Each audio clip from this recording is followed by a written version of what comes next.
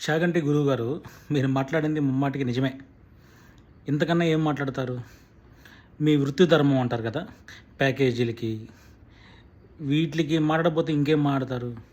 సాక్షాత్తు దేవుడి గురించి, సాక్షాత్తు తిరుపతి వెంకటేశ్వర స్వామి గురించి, అప్పుడు వీళ్ళందరూ చేసిన గోలకి, వీళ్ళందరూ చేసిన అశుద్ధంకి, దేవుడి మీద నింద వేసి, దేవుడిని ఈ అంటే ప్రపంచంలో ఎవడు చేయనటువంటి అపనింద వేసి, అప్పుడు లేని మీ నోరు పిల్లలు, పసిపిల్లలు, సాక్షాత్తు దేవుళ్ళు లాంటి వాళ్ళు, వాళ్ళ ఆకలి బాధలు మీకేం తెలుసు?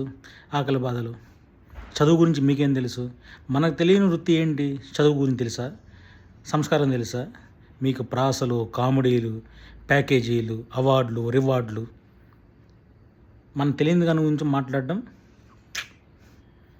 ఇంకో మారు చూసుకొని కొంచెం ప్యాకేజీ ఎంత వస్తుందో దానికి మాత్రమే మాట్లాడితే మీకు, మీ ఫ్యాన్స్కి, మీ పార్టీకి, మీ ఎవరైతే ఉన్నారో ప్యాకేజీ గురువు గారు వాళ్ళకి అందరికీ బాగుంటుంది.